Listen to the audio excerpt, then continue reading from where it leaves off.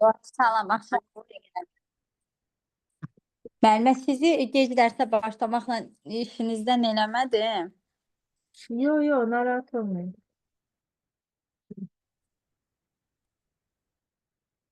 Müəllimə, biz Zülal məsələlərinə baxdıq keçəndə, yadımdan çıxıb.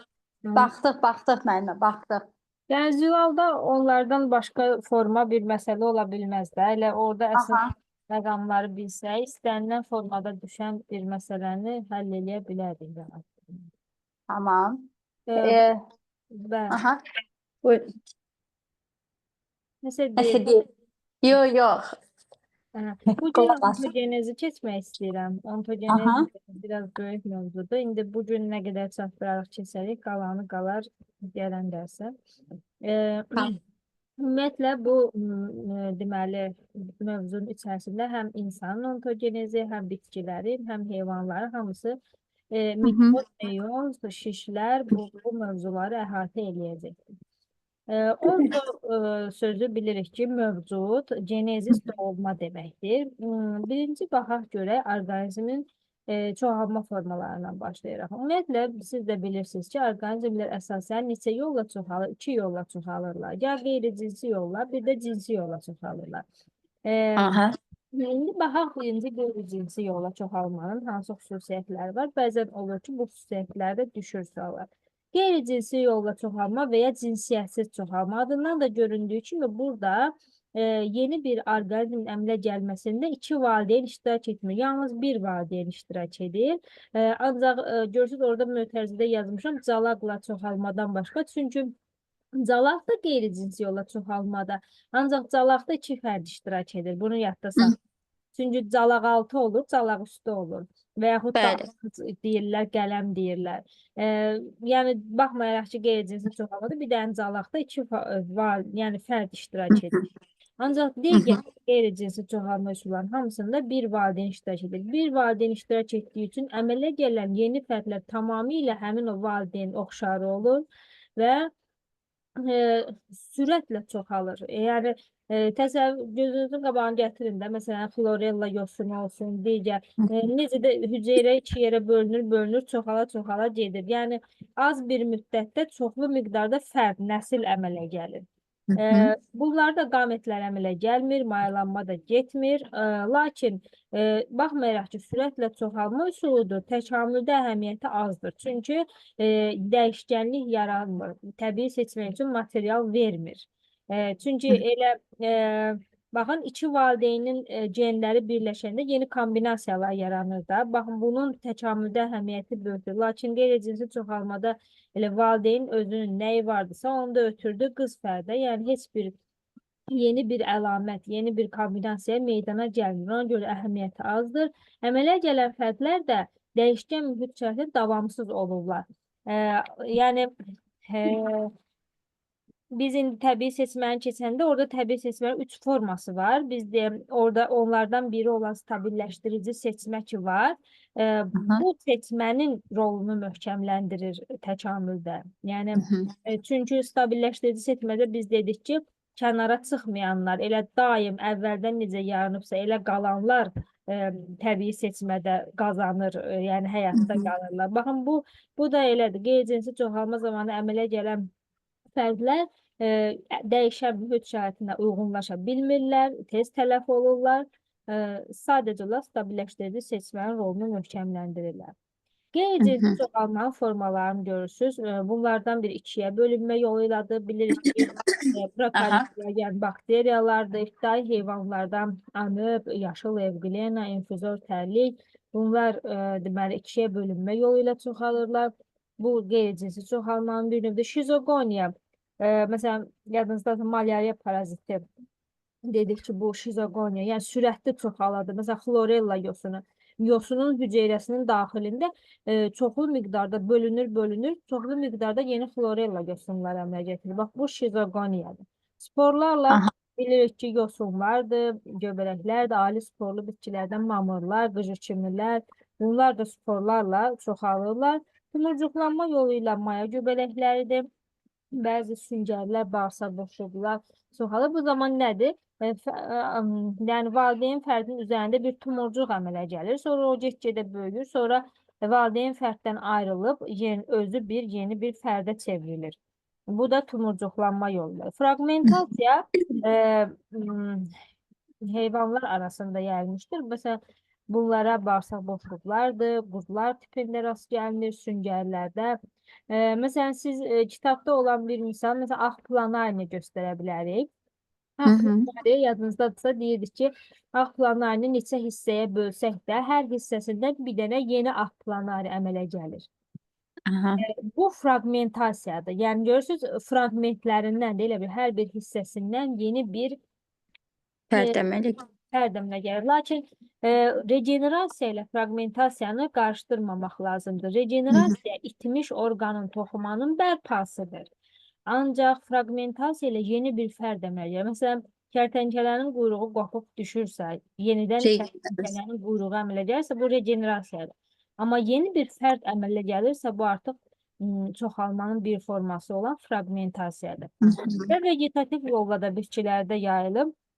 Bu da bilirik də kök, gövdə və yarpaq vasitəsilə çoxalma, eyni zamanda göbələklərdə mitsellər vasitəsilə, şivyələrdə talomun hissəcikləri ilə, yəni bədən hissələri ilə də vegetativ sözünə bu bədən hissələrə çoxalma bitkilərdə, bu da qeyri-cinsi çoxalmanın bir formasıdır. Cinsi çoxalma nədir? Adından da göründüyü kimi burada iki valideyn fərd iştirak edir yeni bir orqanizmin əmələ gəlməsində. Və bu əmələ gələn fərdlər ona görə də həm valideynlərinə oxşar olur, həm də fərqli xüsusiyyətlər olur. Çünki biz mitoz, meyoz bölünmək istəyəndə orada deyəcəyik bunu ətraflı. Necə olur ki, yeni əlamətlər meydana gəlir, atadan, anadan fərqli. Və cinsi çoxalma qametlərin iştirakı ilə gedir. Yəni erkək və dişi qametlər əmələ gəlir, sonra mayalanmadan zigot yaranır, zigotdan da yeni orqanizm başlanğıc götürür. Qametlər heyvanlarda meyoz yolla əmələ gəlir. Bitkilərdə isə həm mitoz, həm də meyoz yolla əmələ gələ bilər. Bunu niyə deyirik bitkilərdə həm mitoz, həm meyoz? Çünki biz mamırları keçəndə orada deyəcəyik. Çünki mamırlarda orada qametlərin əmələ gəlməsi bəzən olacaq ki, mitoz yolla baş verəcək. Yenə də keçəndə deyəcəyik. Yəni heyvanlarda ancaq meyoz yolla əmələ gəlir. Bitkilərdə isə hər iki həm mitoz, həm də meyoz bölünmə ilə əmələ gələ bilər. Yavaş gedən bir prosesdir. Yəni qeyri-cinsi çoxalmada dedik ki, az bir müddətdə çox nəsil əmələ gəlir. Ancaq cinsi çoxalmada isə belə deyil. Məsələn, insanı götürək də, bir insanın yaranması üçün hələ doğulan insan özü bir 20-25 yaşına çatmalıdır, sonra evlənməlidir, sonra onun bətnindəki uşaq 9 ay orada böyüməlidir, sonra dünyaya gəlməlidir. Yəni görürsünüz, çox yavaş gedən bir prosesdir. Ancaq buna baxmayaraq təkamüldə əhəmiyyəti böyükdür və əmələ gələn fərdlər dəyişkən mühit amillərinə davamlı olurlar. Yəni qeyri-cinsdə dedik ki, davamsız olur, amma bu davamlı. Cinsi çoxalmada iştirak edən qametlərin ölçü və formasını 3 yerə ayırırlar. Kitabda da var bu. Deyəsən 10-cu sinif kitabında var. Ümumiyyətlə kitabları biraz qarışdırıblar bir-birinə. Mövzuların yarısını 9-a, yarısını 10-a, 11-ə belə atmışlar. Amma yəni mən dərsdən sonra sizə tam onların səhifələrini yazaram. Kitabdan baxanda oradan baxarsınız. Müəllimə, əslində elə bu şeyi güvəni alandan heç dərs vəsaitinə baxmıram. Bilmirəm, düz eləyirəm, səhv eləyirəm. Mən elə bir Ona görə başa düşdüm. Yo, güvəni aldım. Prosto əgər lazımdırsa dərs vəsaitinə baxaram, problem deyil. Dərslikdə olan hər şeyi deyirəm sizə. Yəni baxmağa ehtiyac yoxdur.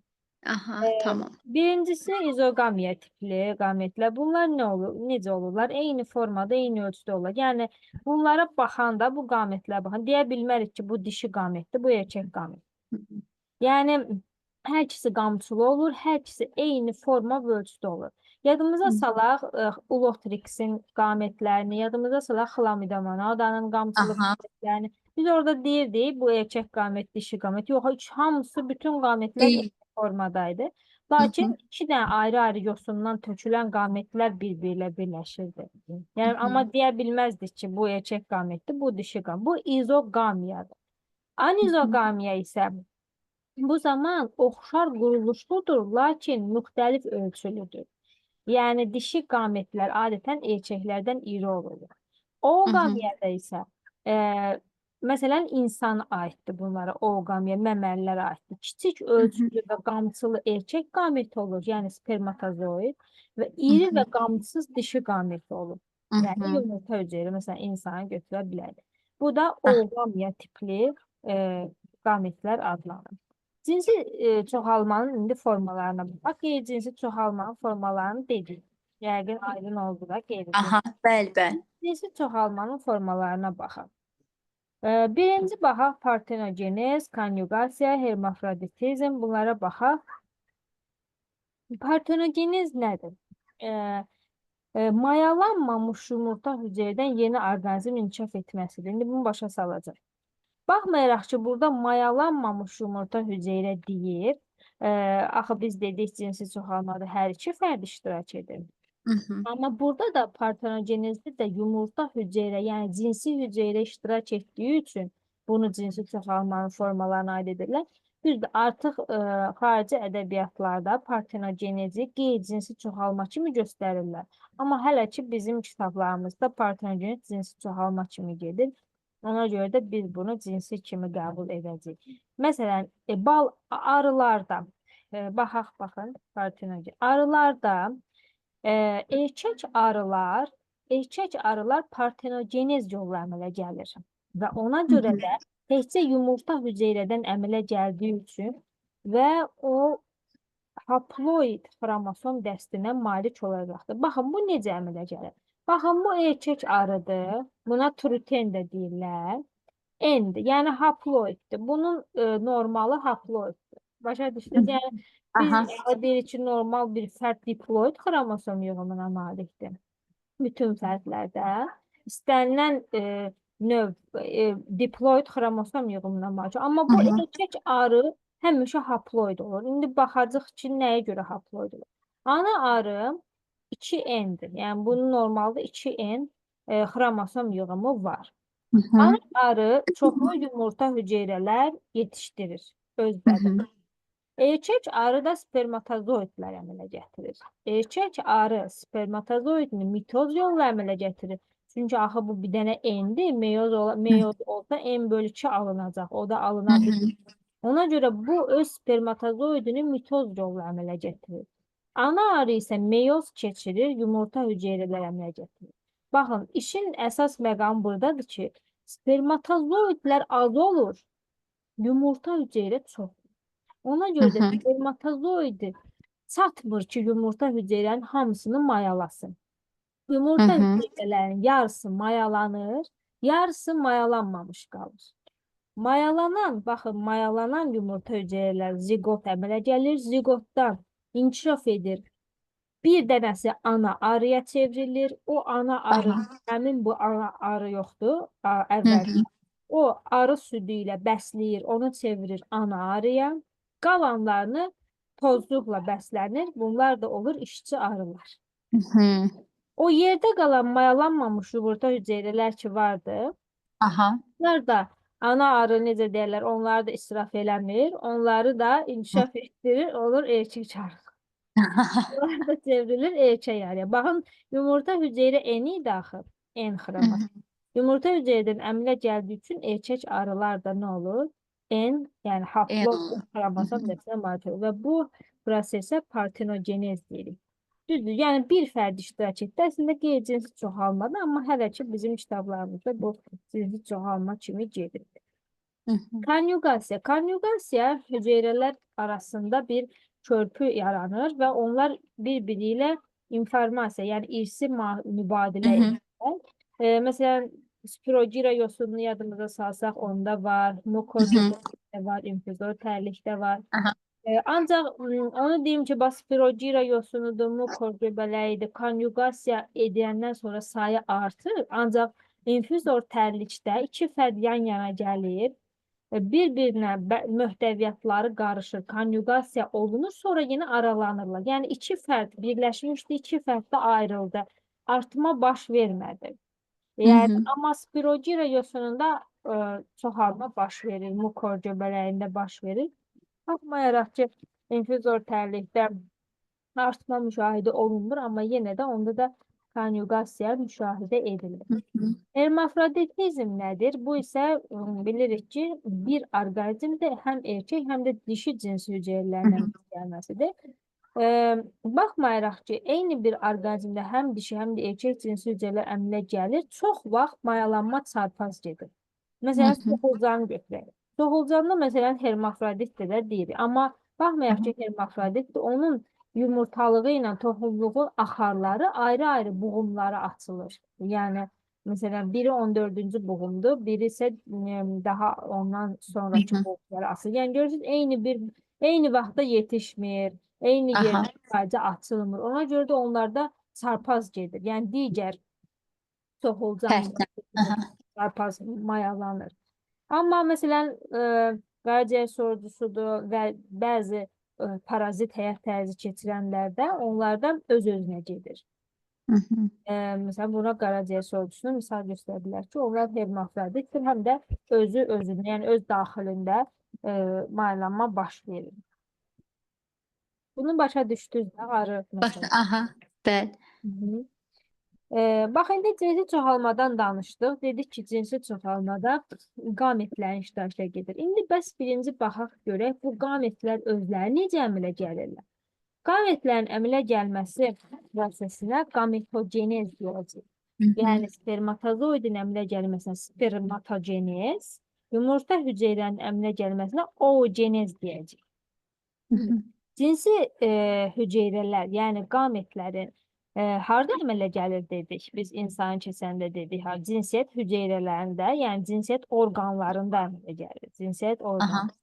Həmin o cinsiyyət orqanlarında cinsiyyət hüceyrələrinin əmələ gəlməsi 3 mərhələdə baş verir.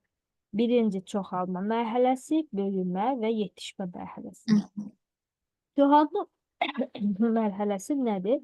Yəni, bu zaman, baxaq burada, burada elə baxaq, baxın, görürsünüz, bax, birinci çoxalma mərhələsi.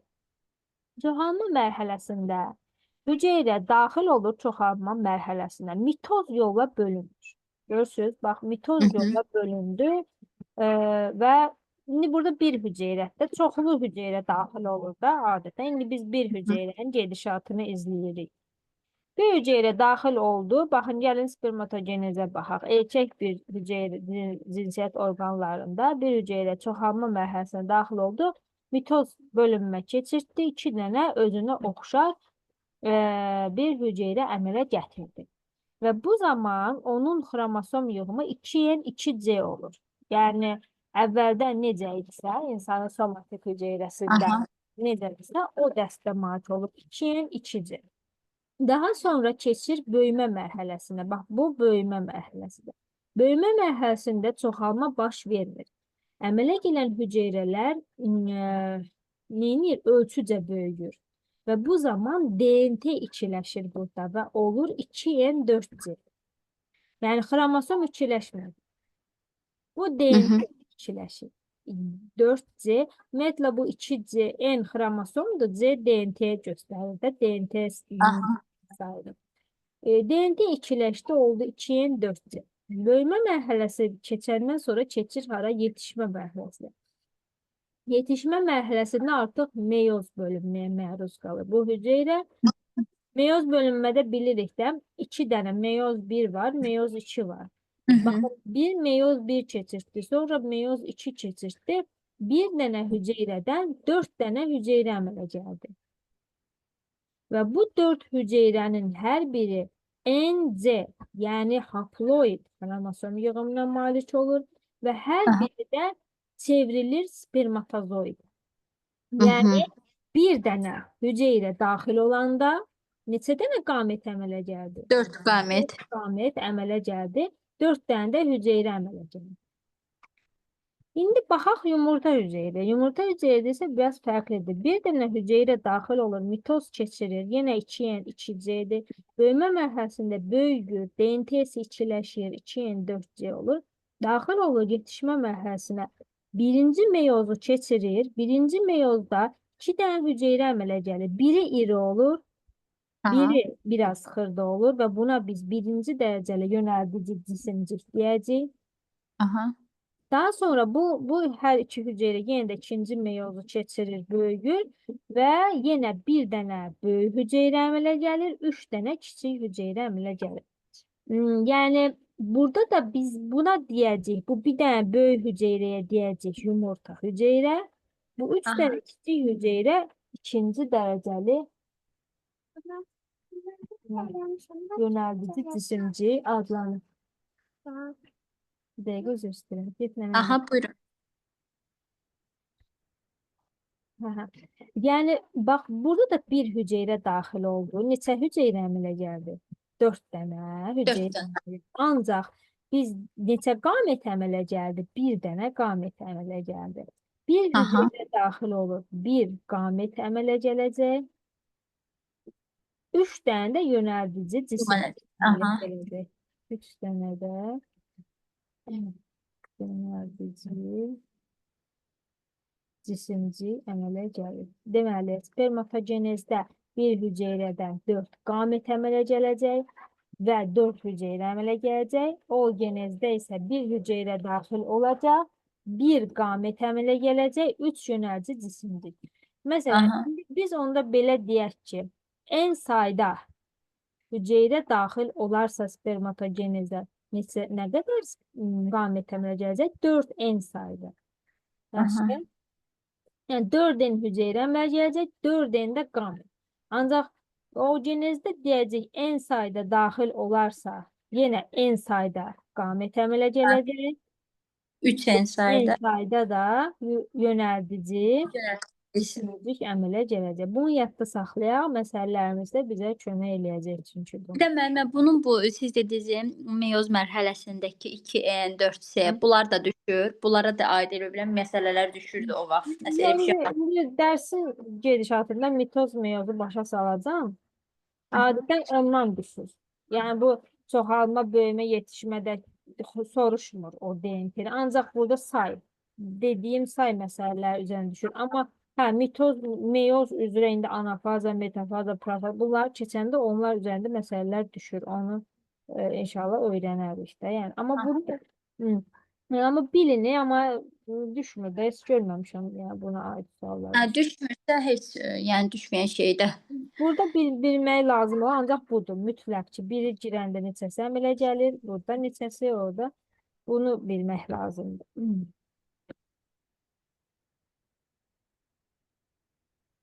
Baxın, mən bir neçə məsələlər üzərində burada yazmışdım. Məsələn, burada mən yazmışdım ki, 7 dənə hüceyrə daxil olub, yumurtalığın yetişmə mərhələsində. Onda neçə dənə qamət əmələ gələcək? Yəni neçə dənə yumurta hüceyrə əmələ gələcək? Neçə dənə yönəldici cisim Qadında gələcək? 21 dənə yönəldici cisim olar da. Bəli, deməli 7 dənə də qamət əmələ gələcək. 7 dənə qamət, 21 dənə yönəldici cisimci əmələ gələcək. Yəni qadınlarda XX-dir da, ona görə rahatdır. Biz deyirik ki, insandadır, məməlilərdə, sonra suda yaşayanlarda bizdə dişilər XX-dir, erkəklər XY-dir. Eləmi? Ona məsələn erkəklərdə XY-dir. Erkəklərdə yəni fərq yoxdur. İnsanda onsuz da bir dənə hüceyrə daxil olursa, 4 dənə əmələ gəlir. 4-ü də qamət olur da. 4-ü də spermatozoid olur. Məsələn, baxırıq, bax 6 dənə hüceyrə giribsə, 6-nı vururuq 4-ə, neçə 24 dənə hüceyrə əmələ gəlir. Bu 24 dənə hüceyrənin 12-si X xromosomunu daşıyacaq. Bax buna görə. Yəni 12-si də Y xromosomu daşıyacaq. Çünki X Y-dir. X da bu bölündü X-a Y-ə. X özü də 2 dənə X, Y-də 2 dənə Y əmələ gəlir. Deməli, əmələ gələn hüceyrələrin yarısı X xromosomunu daşıyacaq, yarısı Y xromosomunu. Ona görə 24 hüceyrə əmələ gəlirsə, o 24-ün 24-ü də qamətdir. O qamətlərin 12'si X xromosomunu daşıyacaq, 12'si Y xromosomu. Lakin bizdə fərqli olan bir məqam nədir? Quşlar, sürünənlər, bir də kəpənəklərdə. Yadımızdadırsa, biz deyək ki, quşlardır, sürünənlərdir, kəpənəklərdə dişi heterogametliyi var. Dişilərdə XY olur. Erkəklərdə XX olur. Yadınızdadır genetikada. Bəli, bəli. Aha, deməli, quşlardır, sürünənlərdir, bir də kəpənəklərdir. Kəpənəklərdir. Baxın, indi burada biz dedik ki, insanda və digər hansı ki dişi homogametli olanlarda nətədir? XX-də bütün hüceyrələr X xromosomu daşıyacaq. Aha. Orada bir dənə hüceyrə əmələ gəlir, 3 nömrəli cisimdir, hamısı da X xromosomu daşıyır. Amma əgər dişi heterogametliyi olarsa, yəni dişilər XY xromosom yığımına malik olarlarsa, qoy bunu bir dəqiqə. Bunlarda tərsini olur, hə, müəllimə? Aha, bəli. Qadınlarda 4 qameti əmələ gəlir də. Aha, deməli, əgər bizə məsələlər verəndə, bax belə məsələn verir. Qoy o məsələni açsın. Tamam. Baxın, deyək ki, çısbağada toxumluğun yetişmə zonasına, burada toxumluq deyirsə, çısbağada toxumluq nə olacaq? XX olacaq da. Aha, bəli. Bunda onda bizə, bunu tapın, bir dənə zəhmət oldu, hələ fikirləşək görək. Bu rahatdır, işi axtarırdım. Aha, burada 8 dənə, 8 qamet olacaq. Bu kişilərdə yönəldici cisim sayılır, 24 dənə də yönəldici Yox, cisim. kişilərdə yönəldici cisimcilik olmuş, erkəklərdə yönəldici cisimcilik olmuş ki, erkəklərdə bütün hüceyrələr hamısı sperm qametə çevrilir. Qamət, hə. Amma burada hüceyrə daxil olubsa, 8-i vuracaq 4-ə. aha. Necə? 32. 32 dənə hüceyrə əmələ gələcək, 32 də X xromosomu daşıyacaq. Axı sısbağalarda sürünəndir, sürünənlərdə erkəklərdə XX-dir. Hə, başa düşdüm. Mən elə bildim ki, o Mütləq buna sizdə baxaq, toxumluğun ya da yumurtalığın. Bax, burada toxumluq deyir. Toxumluq deyirsə, biz düşünək ki, sürünənlərdə erkəklər homogametdir, XX. Hə, yox, onu başa düşdüm. Mən elə bildim ki, bu qametlərin əmələ gəlməsi prosesi də tərsinədir də, yəni qadınlarda olan, bunlarda kişilər. Elə başa düşdü. Hə, ona görə deyirəm ki, yönəldici 3 dənə də yönəldici. Mən bildim elə başa düşdünüz. Baxın. O bir dənə. Yaxşı, gəlin bunu yumurtalıq yox, bunu eləyək.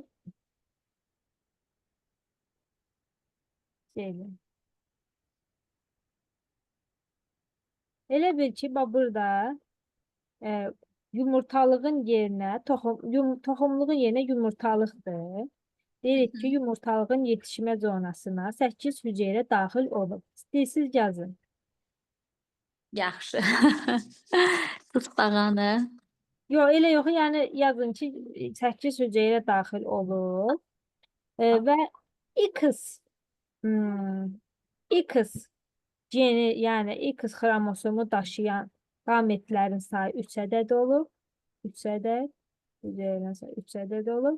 Yönəldici cisimciklərin də sayı, Y xromosomu daşıyan yönəldici cisimciklərin də sayı 14 ədəd olur. Bildiniz? Aha. Y xromosomu daşıyan yönəldici cisimciklərin də sayı 14 olur. Bizdən soruşur ki, X xromosomu daşıyan yönəldici cisimcikləri tapaq. Aha. Baxın, biz dedik ki, bax, 8 dənə hüceyrə daxil olur yetişmə zonasına. 4, bunu 4-ə vururuq. Neçə eləyir? 32. Aha. 32 dənə hüceyrə əmələ gəldi. Bu 32 dənə hüceyrənin 2-yə böləndə neçə eləyəcək? 16 eləyir də. 16. Aha. 16-sı X daşıyacaq. Hələ yumurta hüceyrə yönəldici cisimcik demirəm, ha. Yəni hüceyrələrimizi ümumi deyirik. 16-sı X daşıyacaq. 16-sı Y. Yaxşı. Biz axı dedik X, Y olanda 2. yarısı X-i. Bizə deyir ki, X genini daşıyan qametlər 3 dənədir. Əgər 3 dənədirsə, 16-dan çıxıram 3-ü, neçə qalır yerdə? 10, 3. Deməli, yerdə qalan bu 13 X xromosomu daşıyan yönəldici cisimcidir. Başa düşün. 3 dənəsi qamət olubsa, deməli, Aha. bu 13 dənə yerdə qalan X olacaq yönəldici cisimcik. Aha. İndi Y-lərə baxaq. Y yönəldici cisimciklər bizə 14 dənə demişdik də, mən yadınızda. Bəli. 14 dənəsi əgər yönəldici cisimcik Y xrom 14-ü çıxırıq, yerdə nə qalır? 2. Deməli, 2 dənəsi də Y xromosomlu qamət olacaqdır. Yəni, yumurta hüceyrə olacaqdır. Bu da qamət olacaq.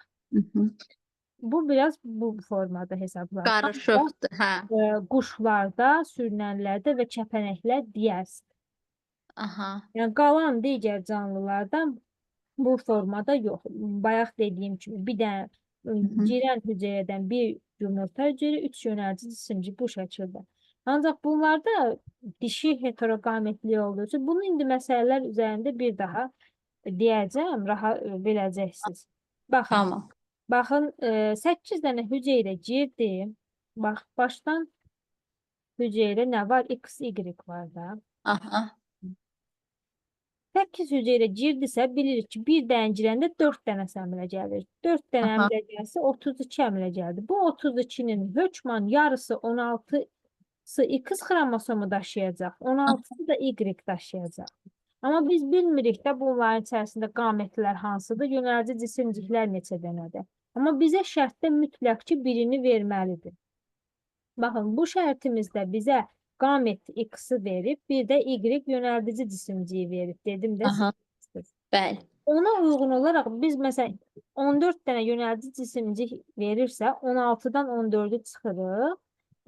Y xromosomlu 2 dənə qalır hüceyrə. Deməli, o 2 dənə Y xromosomlu olacaq qamət.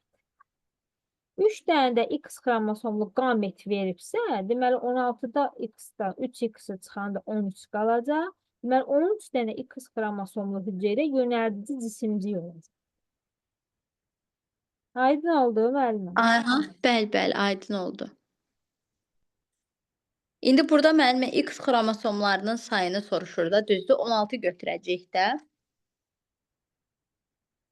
Elə dedim şərtdə, dedim. Hə, siz dediniz ki, X xromosomla, Y dediniz.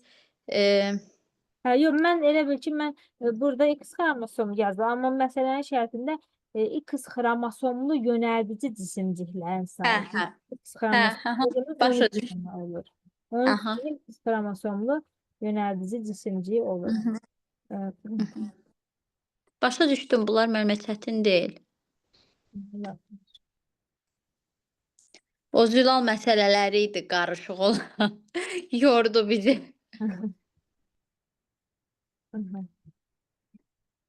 Buna baxaq. Yalnız qeyri-cinsi yolla çoxalan heyvan orqanizmlərində baş vermir. Yadınıza salın. Meyoz bölünmə. Bəli, meyoz olacaq. Aha. İndi baxaq. Bu aydın oldu da.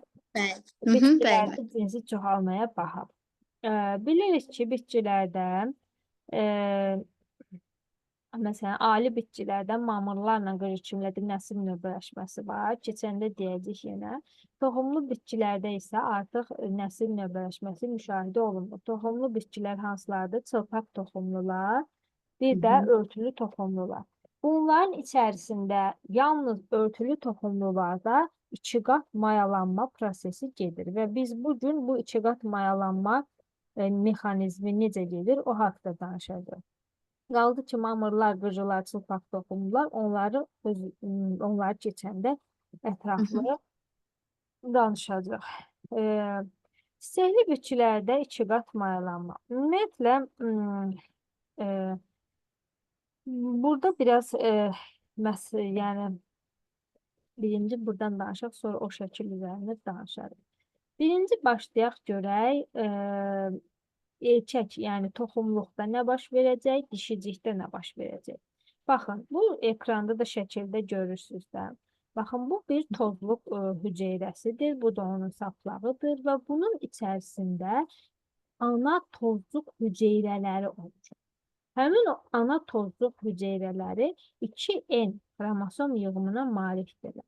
Ana tozluq hüceyrələri meyoz yolla bölünür. Baxın, bura meyoz yazmışam. Meyoz yolla bölünür və 4 ədəd mikrospor əmələ gətirir. Mikrospor. Və hər biri də N haploid xromosom yığımına malik olur.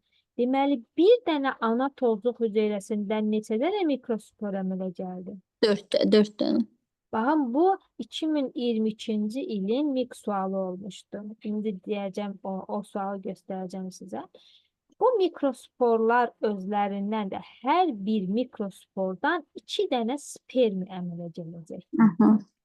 Deməli, bir dənə ana tozluq hüceyrəsindən 4 mikrospor, 8 spermi əmələ gəlir. Yaxşı?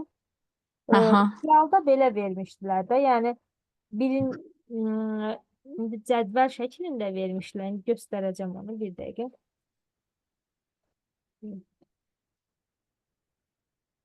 Burada deyildir. İndi aha. Baxın, bu şəkildə sual verilmişdi. Görürsünüz burada ekranı. Buyurun. Aha. Bu cədvəl olan hissəni deyirsiniz də. Aha, bax, bu cədvəl olan hissədə bax, belə bir vermişdi. Deyir, ana tozluq hüceyrələri X-dır. Mikrospor 16-dır. Spermilər də Y-dir. Y-lə X-in cəmini soruşurdu. Bir ana tozluq hüceyrəsi bir dənə olarsa, mikrospor 4 dənə olur da. Deməli, mikrosporu 16-nı bölməliyik 4-ə. 4 dənə ana tozluq hüceyrəsi var. 16-nı da 2-yə vururuq 32. 30. Yəni 32 dənə spermi, 4 ilə də 32-ni toplayırıq, 36 cavab belə idi. Deməli, bir ana tozluq hüceyrəsindən 4 mikrospor, ondan da 8 spermiyə əmələ gəlir. Bunu yadda saxlayaq. Tamam.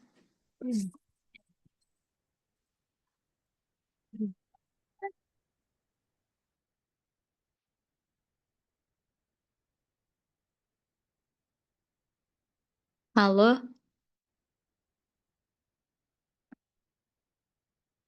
Alo. Aha. İndi bu hər bir sperminin içərisində nüvə, bax bu spermdə hər bir də 8 dənə sperm əmələ gəlir. Bu spermilərdən biridir. Bax kənarda çəkdim. Bunun deməli içərisindəki nüvə 2 yerə bölünür və biri generativ nüvə adlanır, biri də vegetativ nüvə adlanır. Burada dayanaq. İndi gəl baxaq yumurta hüceyrənin əmələ gəlməsinə baxaq. Sonra baxaq görək bunlar necə mayalanacaqdır. Baxın. Bunu da deyim. Bax bu generativ nüvə, bu da vegetativ. Həmin bu spermin məsələn külək vasitəsilə gəldi, dişiciyin ağızcığına düşdü.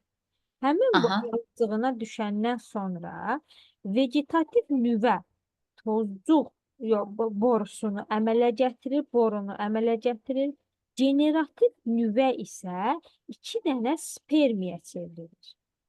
Təbii ki, o 2 dənə spermini əmələ gətirir. Həmin bu generativ nüvə. Bu indi bu spermilər burada dursun. İndi baxaq görək yumurta hüceyrə nətər əmələ gəlir. Yumurtalıqda ana yumurta hüceyrə olur. Bu ana yumurta hüceyrə 2N diploid, yəni xromosom dəstinə malik olur və o meyoz keçirir. Meyoz keçirəndən sonra 4 dənə hüceyrə əmələ gətirir. O 4 hüceyrənin 3-ü məhv olur, bir dənəsi qalır. Həmin o bir dənə hüceyrədə mitoz bölünmə keçirir, 2 dənə hüceyrə əmələ gətirir. Onlar da mitoz bölünmə keçirirlər 4 dənə.